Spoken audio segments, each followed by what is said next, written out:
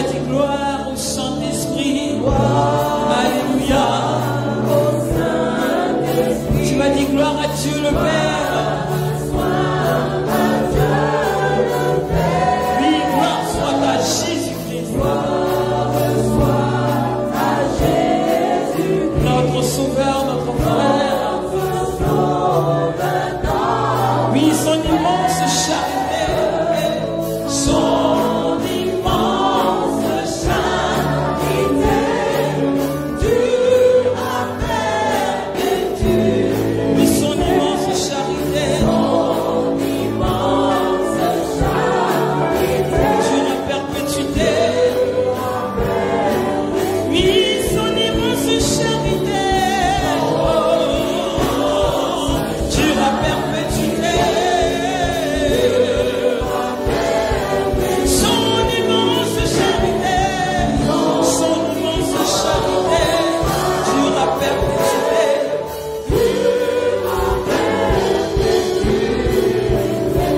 Bien voilà, nous recevons le pasteur. Le boulot énorme autant pour moi. Nous le recevons pour la parole de Seigneur.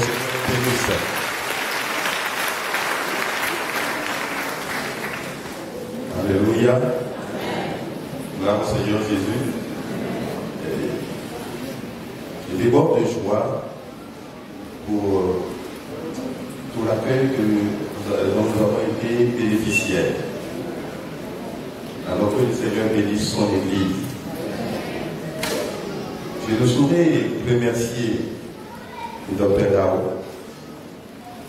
son épouse et tous les responsables du comité, parce que je suis tellement ému.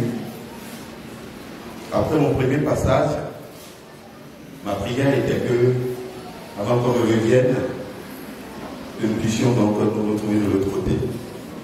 Mais je crois que c'est l'heure de Dieu qui est la meilleure. Que sa volonté soit faite. Je voudrais particulièrement vous dire que ma diaconesse, elle est célibataire.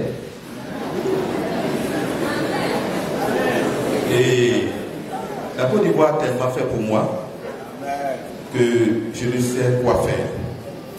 Et je l'ai déjà dit, puisque mon épouse est empêchée par un examen professionnel.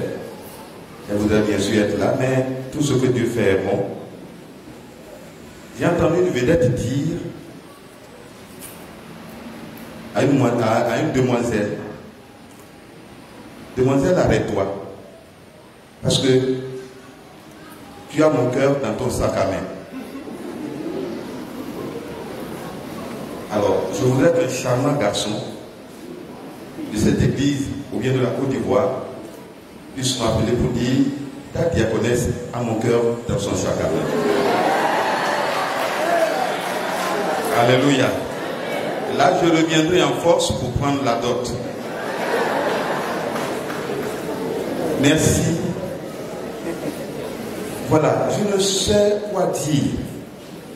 Après le passage de docteur, d'un enseignant de l'Institut public, je me dis, mais qu'est-ce qu'il peut dire à ce peuple qui est déjà aguerri, qui est déjà mature et qui entend toujours de très bons enseignements? C'est la question que je me pose. Et c'est tout à fait humain. Et ça me fait trembler un peu par rapport à ce que je vais dire. Mais quelque chose est certain. Notre Dieu est Seigneur. Notre Dieu est Seigneur. Et il y a quelqu'un qui avait besoin seulement d'une petite exhortation pour que sa vie complète soit illuminée.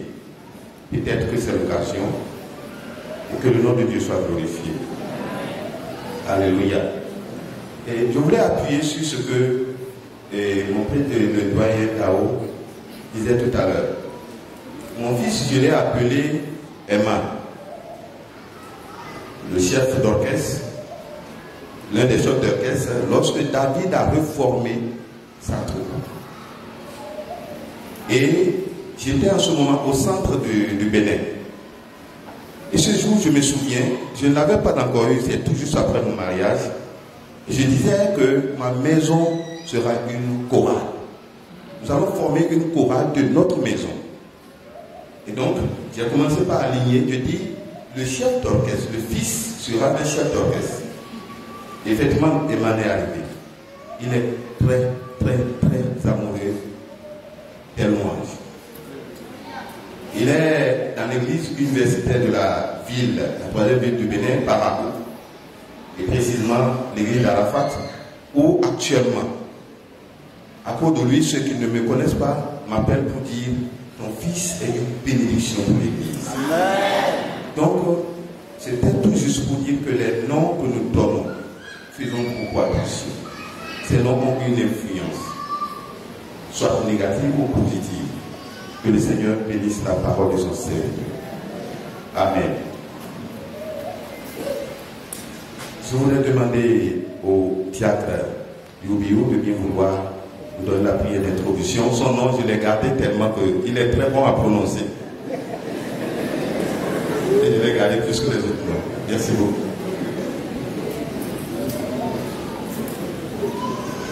Nous sommes heureux lorsque nous unissons nos désirs à attendre et les entendre.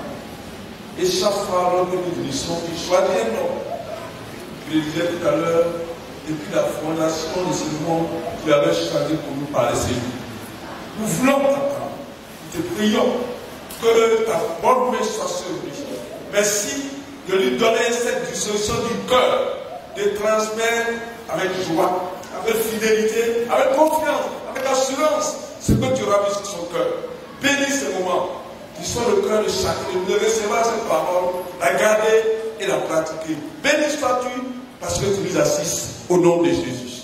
Amen. Alors, ce que j'ai reçu de la Côte d'Ivoire est très impressionnant. Et je m'étais dit, il faut que je me discipline dans ce que je vais dire pour que les gens ne m'arrachent pas ce beau cadeau. Parce que si je parle mal, vous allez le tenir Sylvie et je vais retourner près de lui. Je ne voulais pas qu'il en soit ainsi. Mais Dieu a voulu que nous puissions partager sur le terme la vie débordante. La vie débordante. Nous retrouvons dans le livre d'Apocalypse, le chapitre 22, du verset 1 au verset 6. Il me montra un fleuve d'eau de la vie, limpide comme de cristal, qui sortait du trône de Dieu et de l'agneau. Au milieu de la place de la ville et sur les deux bords du fleuve, il y avait un arbre de vie produisant 12 fois des fruits, rendant son fruit chaque mois, et dont les feuillages servaient à la guérison des nations. Il n'y aura plus d'anathème. Le trône de Dieu et de l'agneau sera dans la ville. Ses serviteurs le serviront et verront sa face, et son nom sera sur leur front. Il n'y aura plus de nuit, et il n'y aura plus point ni de lampe, ni de lumière, parce que le Seigneur Dieu les éclairera. Et ils régneront au siècle des siècles. Et il me dit, ces paroles sont certaines et véritables. Et le Seigneur, le Dieu des esprits, des prophètes, a envoyé son ange pour montrer à ses serviteurs les choses qui doivent arriver bientôt. Que le nom de Dieu soit béni.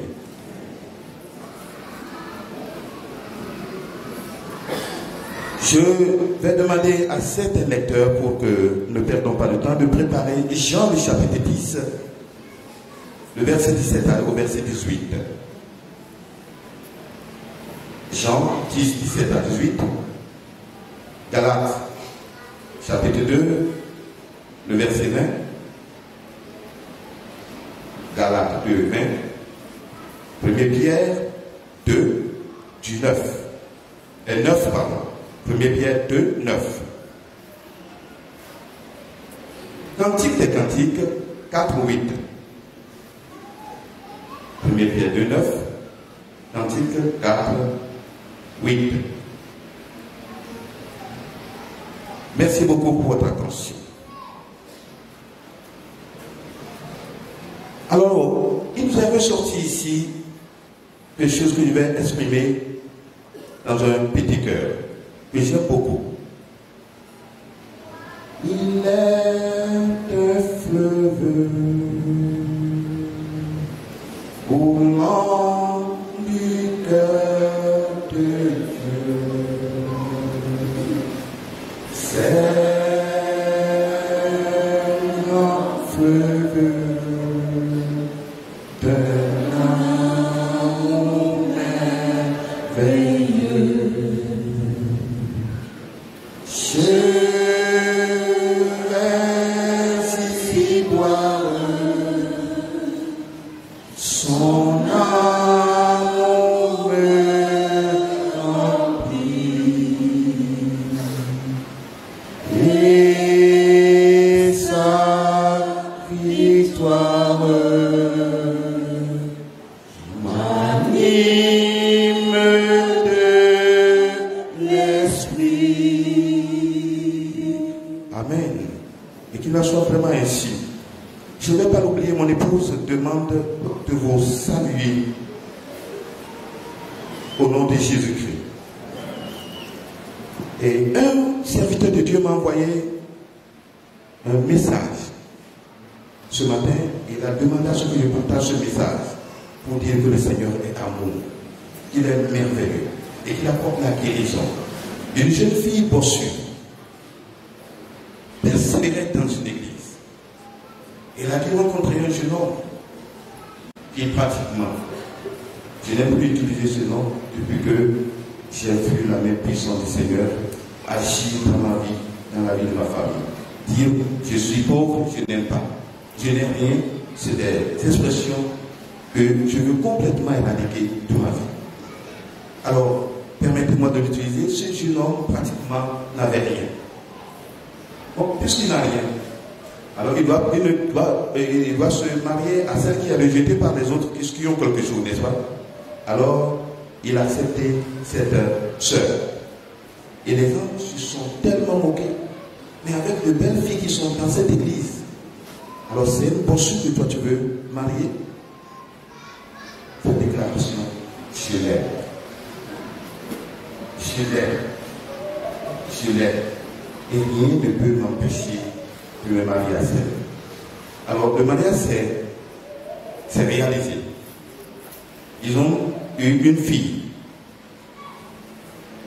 Et l'homme en question a commencé à prospérer. Quand il s'engage dans une entreprise, elle rapporte beaucoup. Et à un moment donné, le miracle s'est complètement opéré. Qu'il est devenu, il était bien. Mais le Seigneur disait, je n'ai pas encore fini de montrer à ceux-là qui se disent chrétiens. Parce que c'est au sein de l'église qu'il a reçu sa commérage, c'était mon guerrier. Alors la femme est tombée grosse et elle devait enfanter. Mais les gynécologues ont vu, et l'échographie a vu 3 garçons. Alors elle est allée sur la table d'accouchement, sans la césarienne bien sûr.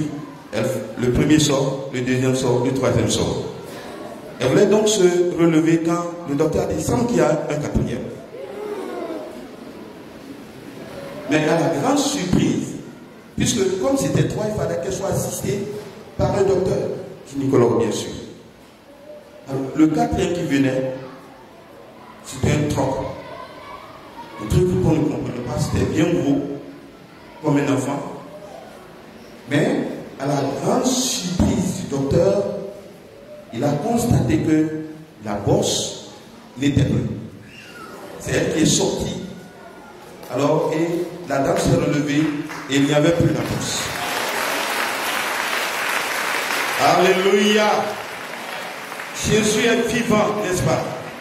Alors, il a insisté, il a dit, c'est la promotion 95, il dit, vous devez témoigner la grandeur de Dieu. Et cette histoire est réelle. Et toute l'église, alors, était en train de fêter, mais ceux qui se sont moqués avaient la bouche cousue. C'est vrai chrétien, notre Seigneur vit. Amen. Il vit et il est merveilleux. Que le nom de Dieu soit glorifié. Peuple de Dieu. L'église assemblée de Dieu est tellement structurée. Et mes sorties à l'extérieur ont prouvé combien cette église est structurée. Et j'ai constaté que c'est une église bénie. Mais il y a des choses que le Seigneur veut nous faire comprendre. Dieu a adressé son message en disant, soyez éveillés. J'ai compris qu'il y a quelque chose, puisque vous savez, quand l'homme est élevé, il y a des choses qu'il commence par oublier. Il y a des choses qui l'échappent. L'Église assemblée de Dieu a besoin de revenir sur son origine. Parce que oublier d'où on vient, c'est qu'on se perd. Et Dieu ne voudrait pas que nous puissions nous perdre. Le Seigneur a mis dans mon cœur de dire qu'il nous faut, Église assemblée de Dieu, ce qu'il nous faut maintenant, nous devons avoir une vie qui déborde. Et ce n'est qu'à partir de ce moment où nous la recevons que nous devenons une bénédiction.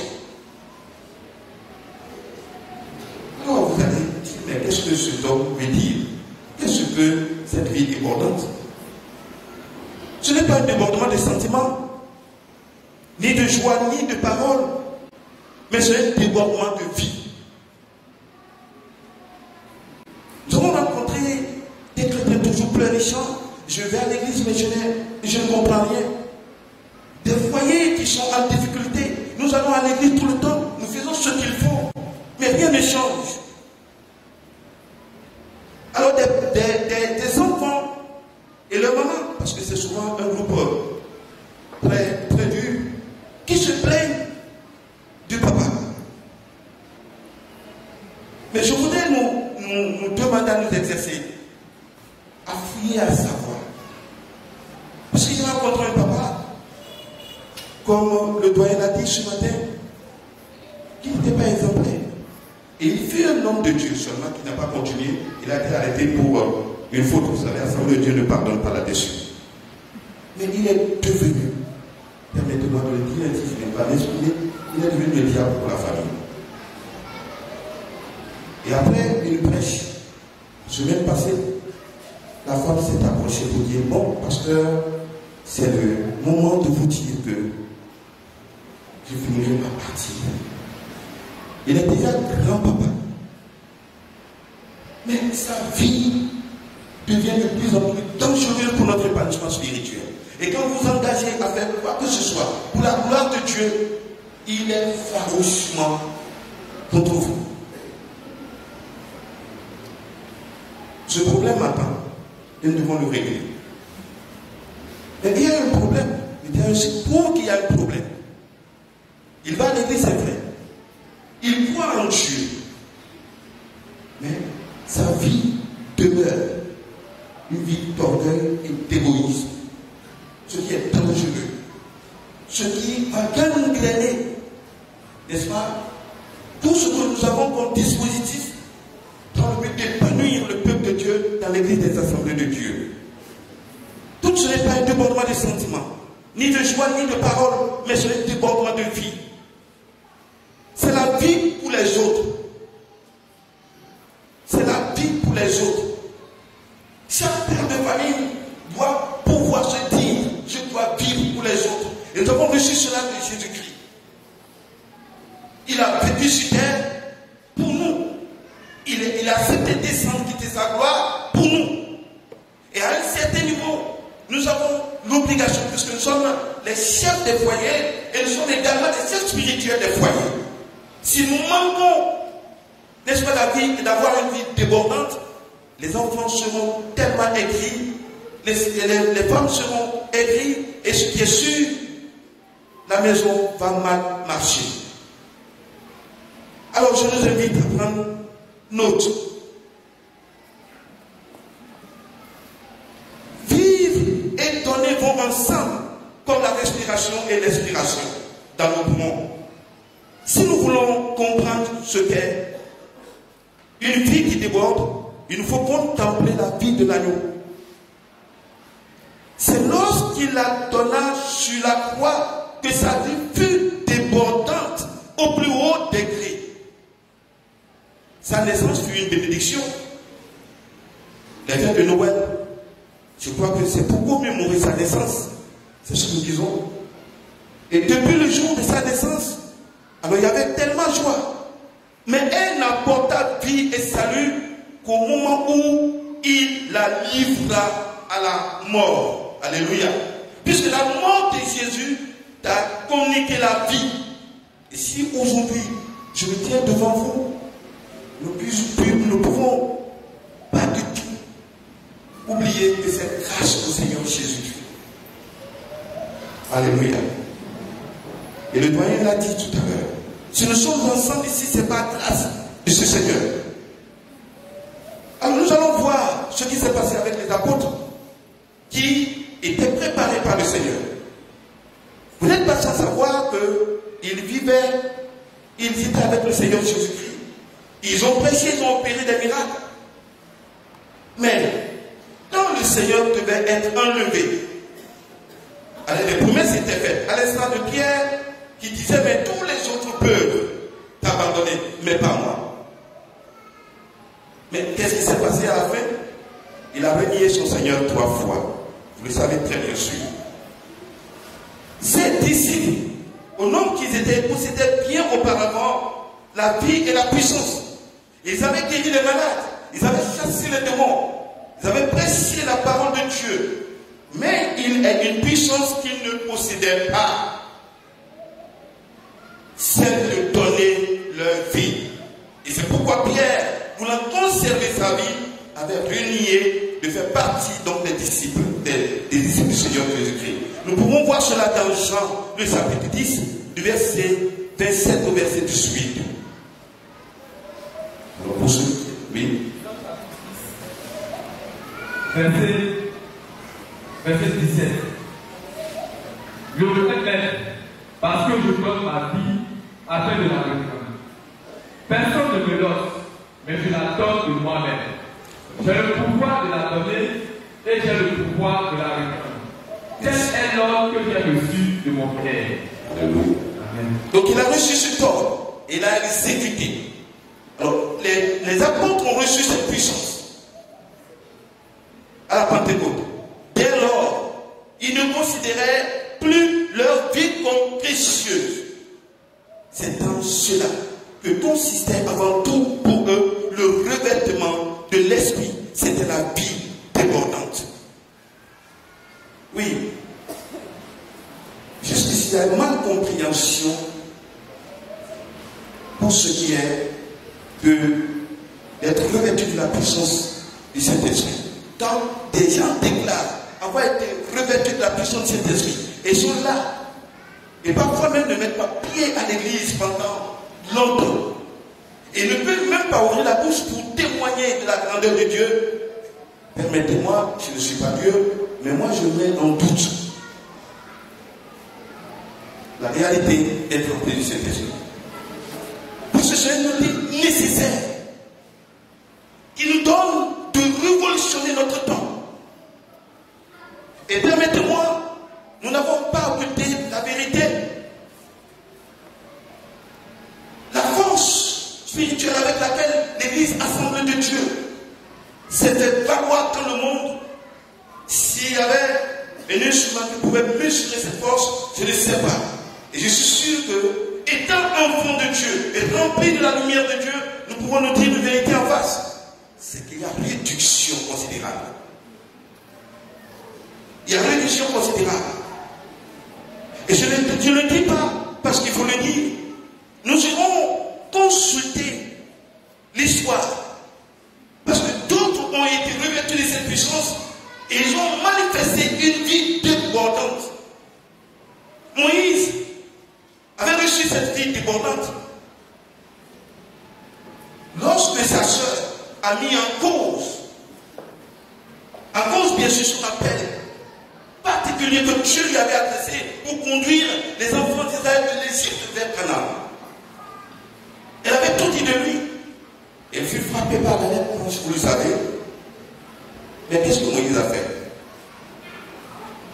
serviteur de Dieu aujourd'hui, quand quelque chose va bien, il n'a pas encore de problème, il sera plus maudit.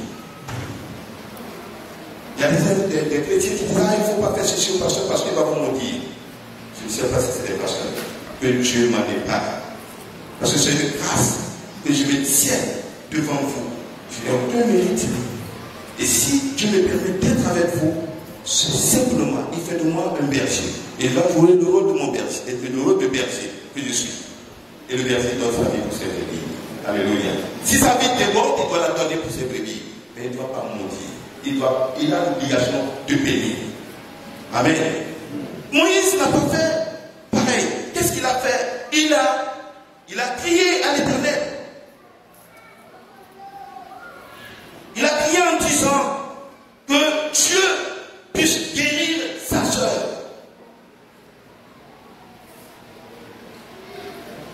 Un autre, du nom de Luther, c'est l'histoire de l'église qui nous ressort ce nom, avait une vie débordante. Lorsque lié par la vérité, puisqu'il était de l'autre côté, je ne vais pas citer ce nom, mais lié par la vérité que Dieu lui avait révélée, il s'écria. Il dit, me voici, je ne puis faire autrement. Je ne puis faire autrement. Parce que devant la vérité, il ne pouvait pas faire autrement. Il est resté sur la vérité. Un chrétien qui expérimente cette vie débordante, il dira oui à la place de oui. Jamais non, vous pouvez tout faire. Et donc, l'Église a besoin d'une telle élite pour qu'elle continue à vivre et à conserver la chose de cet esprit. Wesley avait une vie débordante lorsqu'il choisit pour lui et ses frères persécutés la devise « Si seulement Dieu est avec nous ».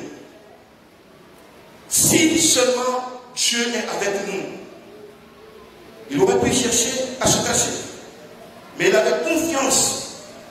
Et sa relation avec Dieu le laissait croire en ce Dieu qui pouvait le secourir, lui et ses frères persécutés. Alléluia. L'église de l'Assemblée de Dieu a besoin donc de Luther, a besoin de Wesley, a besoin, n'est-ce pas, de Moïse, a besoin également d'Abraham, qui avait une vie débordante. Et aujourd'hui, nous prenons tellement leçon de lui. Lorsqu'il a dit au roi de Sodome, rien pour moi, dans Genèse 14, 22 à 24, nous n'allons pas lire. Alors, l'église des Assemblées de Dieu a besoin non seulement de tout ce qu'elle avait déjà, mais de mener, d'aller à la conquête de cette vie débordante, afin que la vie de l'église déborde pour que le ciel soit rempli. Parce que c'est là notre cause commune, le combat que nous devons mener. Comment obtenir la vie débordante? Il faut pour cela que Christ vive en nous. Il faut que Christ vive en nous. Alors il continue à vivre en nous sa vie comme il a vécu sur la terre. En servant, en aimant, en supportant. En servant, en aimant et en supportant. Aujourd'hui, devant de petites difficultés, on refuse de supporter. Devant des attractions mondaines, on se dit, mais devant ceci, cette technologie, ou bien ceci qui se passe, je ne peux pas être de la dernière génération. Je préfère être à la base. Je dois me conformer. Et tout à l'heure, Pasteur Daoud disait, de manière honnête, ce qui m'a fait joie, parce qu'elle est disponible à servir. Je suis très content, parce que avec un comportement, ma maternelle a été félicitée. Et qu'il n'aime pas cela. Vous voulez que les soient à votre service. Vous voulez que les autres soient à votre service. Mais puisque la règle d'or qui régit la vie de l'église dit quoi? Ce que vous voulez que les gens fassent pour vous, faites-le de même pour eux. Que le Seigneur vous bénisse. Comment obtenir la vie débordante? Oui, il faut que le foyer démontre. C'est là la première église. Le foyer, c'est là la première église. Et certains se marient sans comprendre en réalité c'est quoi le mariage. Est-ce que le volet évangélisation se trouve dans le mariage? Oui, j'ai donné ce terme. Un jour lors de mariage, les gens étaient en communication de religion. J'ai dit non, nous ne comprenons pas. Nous n'avons pas compris. Deux jeunes qui se mettent ensemble, c'est bien sûr les disciples du Seigneur.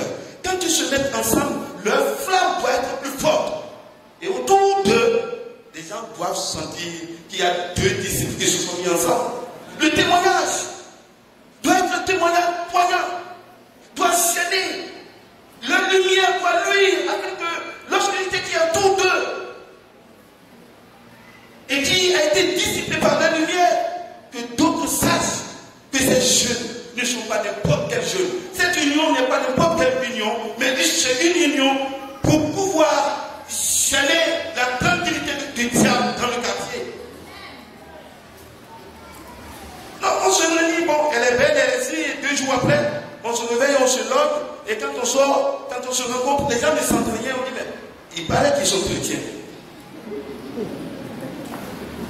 Oui, le monde attend beaucoup de nous, parce que le monde souffre. Regardez autour de nous, le monde souffre. Il faut que notre vie déborde. Cessons de commettre l'erreur de croire que Dieu est pour nous. Et parfois, je vais vous dire, il y a un danger qui nous guette. Si on dit à quelqu'un maintenant, pas évangéliser, je n'ai pas besoin de ça. Ils sont perdus pour jamais. C'est grave. Si Jésus l'avait dit, je ne serais pas mort sur la croix de ta mère. Ou bien, parce que votre voisin, avec votre voisin, il est tellement difficile de vivre avec lui. Et on signe en même temps son arrêt de mort en enfer. Donc celui-là, il est mauvais. C'est Satan même incarné. Donc pour cela, il n'a plus besoin de la parole de Dieu. C'est très grave. En lui disant, c'est que qu'est-ce que vous faites? C'est que Dieu est pour vous seul. Et pas pour les autres, pas pour les mauvais. Alors vous avez mal compris le Seigneur Jésus-Christ. On a mal compris. Il faut que notre vie déborde pour que le malfaiteur, pour que celui-là, ce qui s'est dit à écrit sur son front qu'il est de Satan, et le nom de Jésus-Christ remplace le nom de Satan. De par votre témoignage. Alléluia.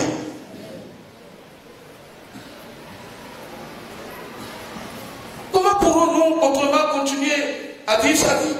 Car Christ vit en moi. Ne signifie en fait absolument rien d'autre que Christ continue à vivre en moi. Pierre dit qu'il nous a appelés à continuer il nous a appelés, afin que nous annoncions ses vertus. Il nous a appelés afin que nous continuions à annoncer ses vertus. C'est pourquoi nous devons être revêtus du Saint-Esprit pour ne plus faire cas de notre vie, mais pour plutôt annoncer les vertus. Et c'est ça notre priorité aujourd'hui. Quand nous nous retrouvons, comme je l'ai dit, l'église Assemblée de Dieu est bien structurée.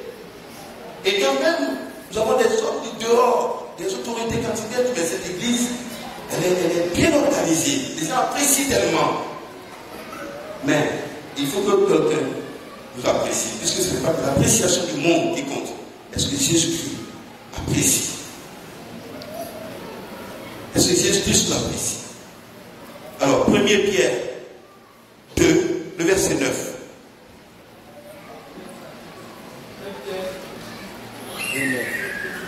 De 9, oui.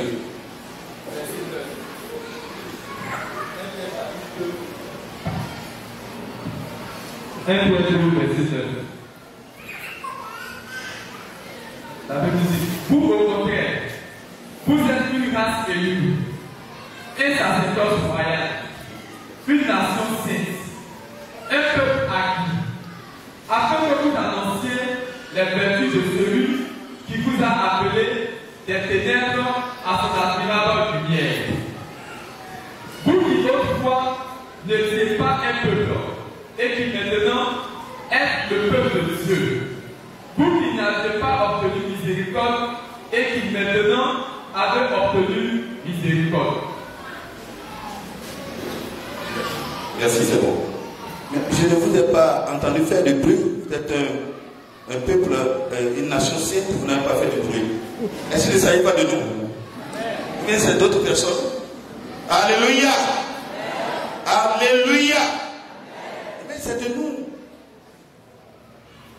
Quelle vocation! De même que chaque page de la Bible est une partie de la révélation divine, elle nous présente un aspect de la gloire de Dieu. Ainsi en est-il de ta vie et de la mienne? Est-ce que chaque page, chaque jour que tu es fait, est-ce que ta vie révèle à ceux qui ont la grâce de te rencontrer, révèle, n'est-ce pas, la gloire de Dieu?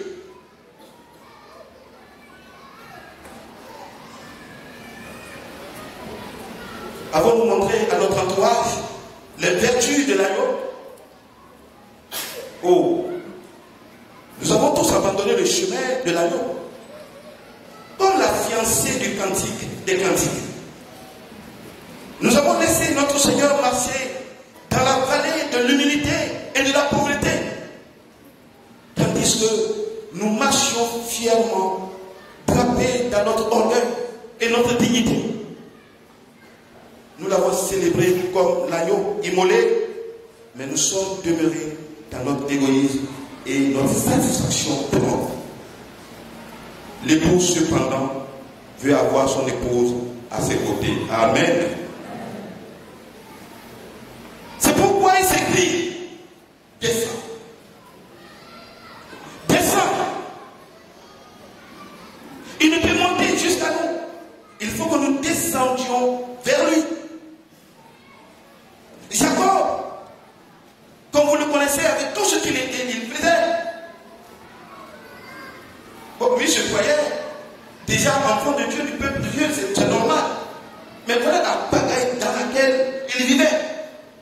Mais il a fallu qu'il mette cette lutte avec Dieu et que lui-même révèle qui il était. Vous voyez, dans sa lutte, dans sa belle manière de vivre, il était béni. Il avait joué à toutes les ruses. Il avait tellement du bétail. On pourrait toutefois dire qu'il est béni. Parfois, cela n'est pas un signe en réalité de notre union avec Dieu, notre intimité avec Dieu. Parce qu'on dit, mais ils disent que je ne suis pas fidèle, mais voilà, j'ai des biens. Mes affaires prospèrent. Non, il y a des services qui a dit que certains prospèrent pour leur bête. Mais Jacob ne prospérait pas pour sa bête. Parce qu'à un moment donné, il a fallu qu'il fasse une rencontre personnelle avec son Dieu. Et à partir de ce moment, son nom a changé. Et sa vie a commencé par déborder. Alléluia. Sa vie a commencé par déborder. C'est pourquoi ce matin, nous devons descendre vers lui. Tu es haut percé là-bas. Je ne sais pas, dans ton orgueil, dans ta satisfaction proche. Cela n'importe peu. Ça, c'est devant les hommes, mais devant Dieu. Quelle valeur cela te donne? Descends. Descends vers Jésus-Christ. Celui qui a dit, vous qui êtes fatigués et chargés, venez à moi. Ce n'est ni un pasteur, ni un prophète qui puisse, n'est-ce pas, vous donner satisfaction, mais celui-là qui a livré sa vie sur la croix, lui te dit, descends vers lui. Parce qu'il a fallu qu'il descende pour te donner cette vie. Il ne peut plus monter. Que le nom de Dieu soit glorifié.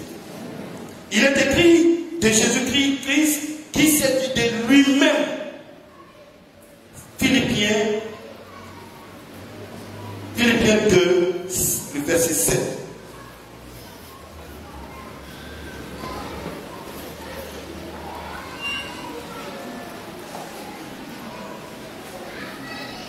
Oui, allez, Philippiens chapitre 2, verset 7. Verset 7.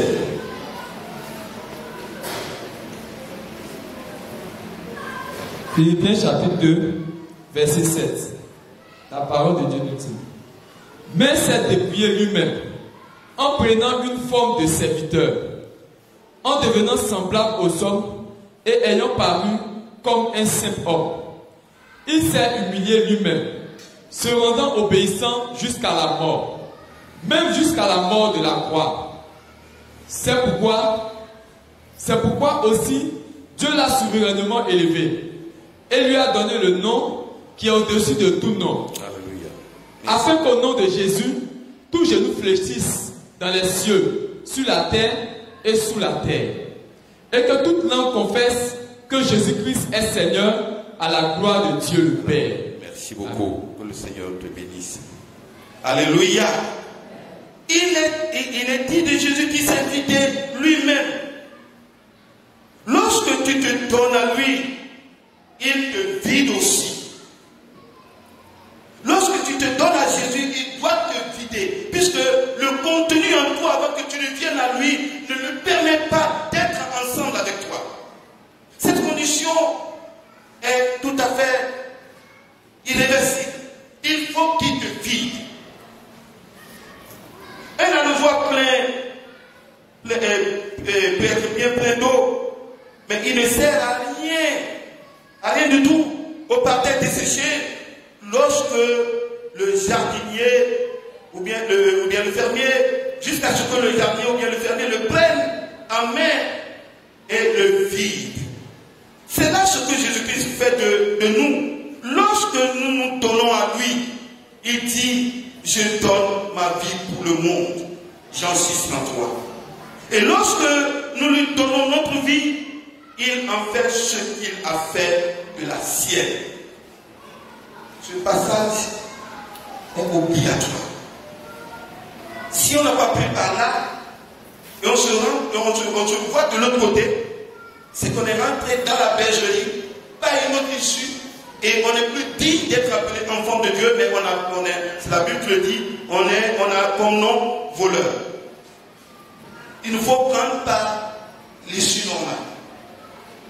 Et si Jésus n'a pas vidé ta vie, il n'est pas un dictateur. C'est toi qui voudras qu'il vide ta vie. C'est toi qui acceptes. Il va vider ta vie et tu deviens petit Christ. Amen. Alléluia. Lorsque nous lui donnons notre vie, il fait ce qu'il a fait de sa propre vie. C'est très important. Chers frères et sœurs, ce matin, nous sommes les plus bénis du monde. Nous sommes les plus heureux du monde. Et que de nos bouches ne sortent pas des paroles négatives. Je n'ai rien vu. Tu ne verras rien parce que tu n'as pas voulu voir. Et tu n'as pas besoin. Tu n'as pas besoin de te tracasser. Tu n'as pas besoin de te détruire. Il y en a qui veulent aujourd'hui, que ce soit au Bénin ou bien en Côte d'Ivoire, il y a de ces prophètes qui ont poussé comme des champions. Mais j'ai expérimenté quelque chose. Un prophète a poussé comme un champion à côté de la petite église, bénie église que je dirige. Et les gens sont allés jusqu'à dire, les gens de l'église des Assemblées sont allés jusqu'à dire, c'est là-bas on peut voir Dieu. Mais c'est sérieux. D'abord, j'avais tendance à oublier Jésus pour dire, mais Jésus, je suis serviteur, je suis ton serviteur. Comment les gens peuvent prononcer des insanités dans mes oreilles? Le Seigneur n'a pas pris soin de me répondre et de dire quoi que ce soit. Parce qu'il dit encore, Amen, il peut dire. Alors tout ça, Michel, le jour comme la nuit, les change, c'est clair. Il ne dort pas. Et vous savez, l'homme naturellement est là où il y a du bruit. D'autres ont dit qu'il y a du feu. Mais le Seigneur m'a donné le courage de dire aux fidèles, je dis, ceux-là qui veulent aller là-bas, qu'ils aillent. Mais quand ils seront brûlés par ce feu, qu'ils ne reviennent plus. Parce que je n'aurai pas le temps de jeûner et de prier pour vous. Bon, il y a une famille qui avait une autre famille amie, c'était un nombre de 14 qui ont pris quitter l'église. Donc vous savez ce qu'ils peuvent dire là-bas? Bon, là-bas c'est foi, c'est ci et c'est ça. Le temps ne nous suffit pas pour que puisse raconter ce que chaque famille, chacun de ces deux familles avait bénéficié comme grâce de Dieu, comme miracle. Et je voudrais souligner ceci au passage. Le miracle n'a jamais sauvé quelqu'un. Je ne sais pas si vous avez le témoignage. Si vous êtes dans le Seigneur, Dieu vient opérer son miracle pour confirmer sa parole en vous. Mais dire que, alors un païen a vu le miracle et est venu, faites beaucoup attention. Il va échapper. Et seulement prier pour qu'il n'échappe pas avec d'autres personnes. En tout cas, c'est une petite expérience que j'ai faite après un peu plus de 26 ans de ministère que j'ai eu à faire. Le miracle ne sauve pas. Mais le miracle vient fortifier la foi de celui qui croit en Jésus-Christ. Amen. Amen. Donc ces derniers sont partis en 2007. Et c'était une petite église, je venais de commencer. Ils ont affecté 3 pasteurs qui étaient à côté, qui ont dit, ah, ici là c'est évangile. Et moi j'étais au centre, du centre, ils m'ont parachuté. C'est ce que nous disons, les responsables m'ont parachuté, au lieu de dire Dieu m'a envoyé. Mais aujourd'hui, moi je dis que c'est Dieu qui m'a envoyé. Et d'autres personnes disent, il a fallu le pasteur Boulot. Et comme mon nom le dit, vous ajoutez D et je deviens travail. Et le travail marche par la grâce de Dieu. Amen. Je me suis présenté. Mais aujourd'hui, c'est vrai, la petite église est en train de faire des merveilles. Puisque dans le nord, pratiquement, surtout dans la Takora, c'est la plus grande chapelle pour le monde. Il fait 35 mètres de long et 26 mètres de large. Avec des étudiants, et ne dépassons, avant de commencer, ne dépassons pas 25. C'était pas facile. Mais le Seigneur a dû faire des miracles. Voilà ce qui a transformé ma vie. Ce qui a fait que j'ai plus cru en Dieu. Mais ces derniers, en 2011, sont revenus en catastrophe. Au grand complet. Sauf une personne qui avait été très méchante. Parce qu'elle a dit des choses aujourd'hui qui se tournent contre elle. Elle n'est plus là-bas, mais elle va dans telle église, elle fait du bruit là-bas, elle chante l'église, mais le mari est là, mais la femme n'arrive pas. Et quand on voit vraiment, je veux revenir, que le Seigneur te bénisse. Mes frères et sœurs, la tendance aujourd'hui, c'est d'aller quelque part où ça bouillonne. Là où ça doit bouillonner, c'est dans ton cœur. Tu demandes à ce que le Seigneur passe par le pasteur Boulot pour qu'il prie pour toi et que tu sois guéri. Mais pourquoi pas que toi-même tu pries et que le Seigneur te répond? Qu'est-ce qui est plus rassurant? Tu voudrais donc à chaque moment que tu as des problèmes aller vers le pasteur Boulot. Et toi tu es qui? Un membre du sacerdoce royal. Amen. Et tu es revêtu de la puissance d'amour. Ne sois pas accroché aux lèvres de soi-disant prophètes ou même des soi-disant pasteurs. Notre rôle en tant que pasteur, c'est de faire des nations des disciples. Ce n'est pas de faire des nations des esclaves qui vont nous suivre et qui vont essuyer notre suite, qui vont faire ci, qui vont faire ça. Je ne prêche pas cet évangile. Je prêche l'évangile qui donne à chacun de devenir disciple du Seigneur. Amen. Et là où il va, il devient une menace pour le diable. Que le Seigneur vous bénisse, que vous soyez une menace pour le diable. Alléluia. Ne vous attendez pas à des expériences extraordinaires. Que votre christianisme devienne pratique. Prends le bon livre qui t'a été en bénédiction. Prends le bon livre qui t'a été en bénédiction. Donne-le à un autre. Et ta vie commencera à déborder. Prends ton cigare. Ton verre de pierre, ta part, tes habits superflus, et dépose-les sur l'autel de Dieu. Mais au service de ton entourage, ton obéissance envers Dieu, pleine prière, donne aux autres un regard de sympathie, une parole amicale, une aide affective, et ta vie commencera à déborder. Aime ceux qui ne t'aiment pas. Ne te fâche pas lorsqu'on se fâche contre toi. Supporte l'injustice. étape qui commencera à déborder. Que le Seigneur vous bénisse.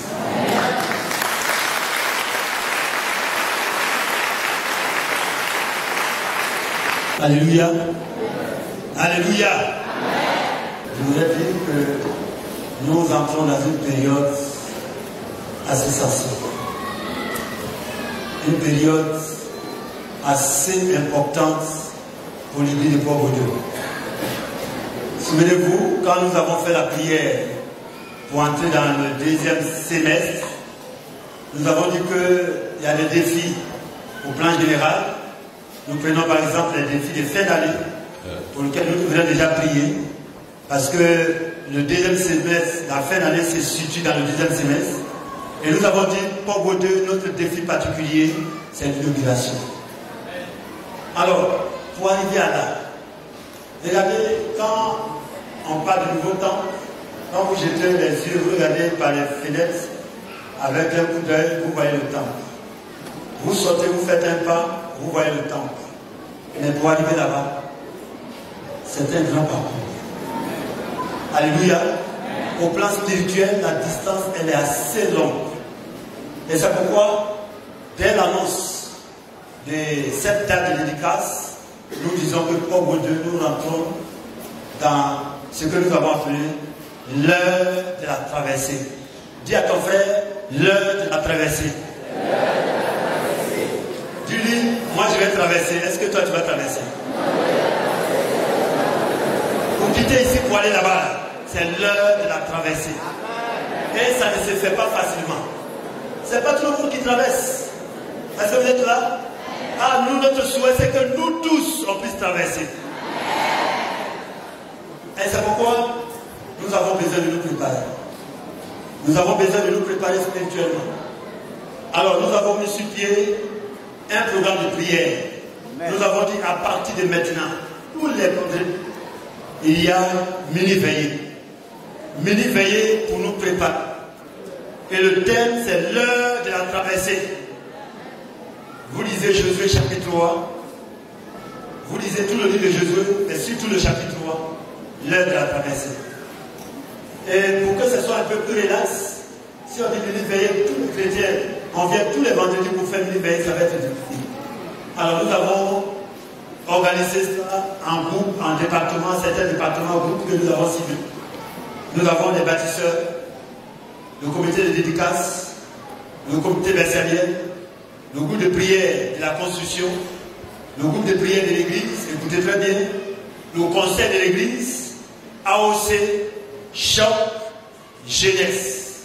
Donc, tous ces groupes, tous les vendredis, chaque vendredi, il y a un groupe qui va faire une veillée de 19h à 22h. De 19h à 22h. Le programme, tous ces groupes que je viens de citer tout à l'heure, à la fin, vous venez chercher votre programme pour voir à quel vendredi vous êtes programmé. Il y a aussi des individus qui sont programmés pour diriger ou pour prêcher. Vous allez avoir cette fiche. Et le 19 novembre, ce sera donc le regroupement des bâtisseurs, dédicaces, bercériels. On a fait ça parce que c'est un moment de prière, mais ça peut être également une séance de travail. Tous ces trois groupes. Et à partir du 21 novembre, pardon, à partir du 21 novembre jusqu'au 28 novembre, nous allons voir une semaine de jeûne de prière. C'est-à-dire dimanche jusqu'à l'autre dimanche, une semaine de jeûne de prière. Et nous allons inviter deux orateurs qui vont prêcher la parole de Dieu. Et on va prier le Seigneur à la fin de ce programme. Après le 28, on rentre dans le nouveau temps.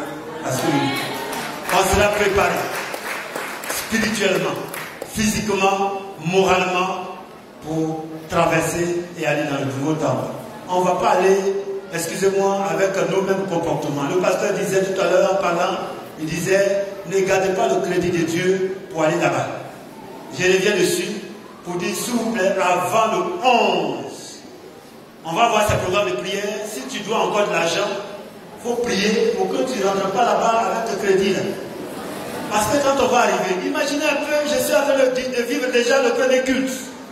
Je ne sais pas qui va prêcher le premier culte là. Je suis en train d'imaginer le premier culte. La manne va descendre du ciel. Des personne a dit Amen. L'onction qui va être dans ce premier culte-là. Non, tu ne peux même pas. Vous avez scellé. C'est l'heure de la récolte. Et c'est en allant là-bas que vous allez récolter. Après le 11, quand on va entrer, les bénédictions, les témoignages, on va même. Ce sera difficile de compter les témoignages. Les mardis, les jeudis, les dimanches. Ce sera difficile. On va dire, le pasteur va dire non, attendez maintenant, on va prêcher la parole de Dieu. Parce que chacun vous donne un témoignage des bénédictions qu'il va avoir. Mais pour que nous puissions arriver là, il faut qu'on prie. Nous entrons, je reprends, dans une période assez sensible pour que nous puissions traverser. Il y a des dispositions. Et en disant le livre de Jésus, à partir de chapitre 3, vous allez voir les dispositions pour que cette grande mission nous puissions avoir. Amen. Amen. Que le Seigneur bénisse. Tout à l'heure, nous commençons donc le 6 août, le vendredi 6 août, avec le comité des bâtisseurs. Le comité des bâtisseurs de 19h à 22h. Et les autres groupes, allez voir la suite du programme. Chaque vendredi, on va rappeler le groupe qui sera le programme. Que Dieu bénisse. Difficile est le chemin qui mène au paradis. Mais si tu te donnes à Jésus, tu auras la vie.